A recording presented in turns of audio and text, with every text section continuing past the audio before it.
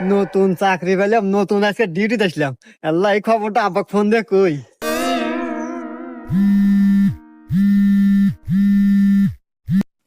হ্যাঁ বাজান। হ্যালো আব্বা। আব্বা, আমি নতুন চাকরি পাচ্ছি, পুলিশের চাকরি পাচ্ছি। কই?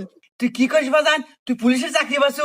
হ্যাঁ, আমার শুনে আত্মাটা জুড়ে গেল বাজান। আমার কত স্বপ্ন ছিল তুই একটা চাকরি করবি, সরকারি চাকরি করবি। যাক বাজান, আমি খুব খুশি হয়েছি বাজান তুই চাকরি পাচ্ছু। আব্বা, ওই আমাদের বাড়ির পাশে যে টয়লেট মোড় আছে না, রাস্তা, এই রাস্তায় আজকে আমি ডিউটি করতেছি, তুমি আসো দেখা হয়ে যাও। বাজান আমি এই সময় কিভাবে যাবো আমি বুঝতেছি না তো।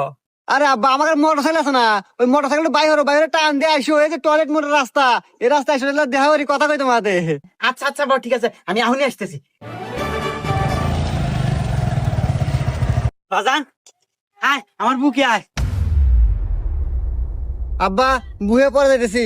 তুমি মোটর সাইকেল নিয়ে পারাইছো, তোমার মাথায় হেলমেট নাই, 500 টাকা জরিমানা দাও।